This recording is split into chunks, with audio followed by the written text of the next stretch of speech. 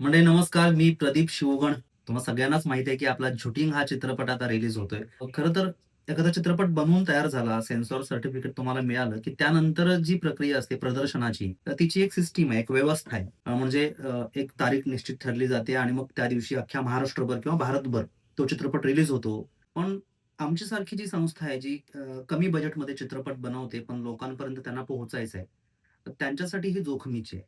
कारण खूप खर्चिक अशी ही सिस्टम आहे. तर आम्ही शोधत होतो, की यालाच समांतर काही पर्याय शोधता येतील का? काही डिस्ट्रिब्युटर्स, काही थिएटर मालक आहेत, त्यांनी फारच चांगलं सहकार्य आम्हाला केलंय.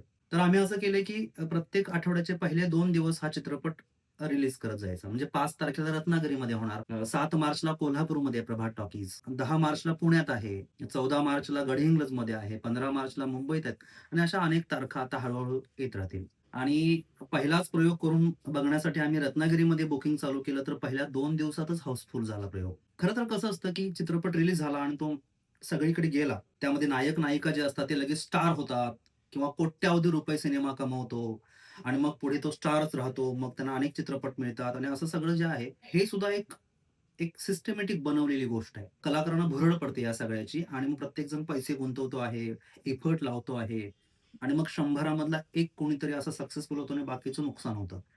तर या सगळ्या ह्या सिस्टममधून जे काही आपल्यापर्यंत पोहोचवलं जातंय, त्याला बाजूला ठेवून फक्त कलाकृती निर्माण करणं, तुमच्यापर्यंत पोहोचणं, थोडा व्यवसाय त्यातून करणं यासाठी आम्ही प्रयत्न करत आहोत. दरवर्षी आम्हाला एक चित्रपट करायचा आहे. दरवर्षी आम्हाला आमच्या रेलगाडी प्रोडक्शनमधून काही वेब सीरीज मालिका करायच्या आहेत. तुमच्यापर्यंत पोहोचवायचं आहे आणि जास्तीत जास्त काळ हे करायचं आहे. थेट तुमच्यापर्यंत पोहोचावं, कलाकृती कशी वाटली तुम्ही सांगावं, आवडली तर कौतुक करावं, 2 पैसे जास्त द्यावेत. परत आम्ही नवीन कलाकृती करावी आणि तुमच्यापर्यंत पुन्हा आणावी ती. यासाठी हा एक पर्यायी मार्ग आम्ही शोधला आहे आणि त्याला यश येतंय असं आम्हाला वाटतं.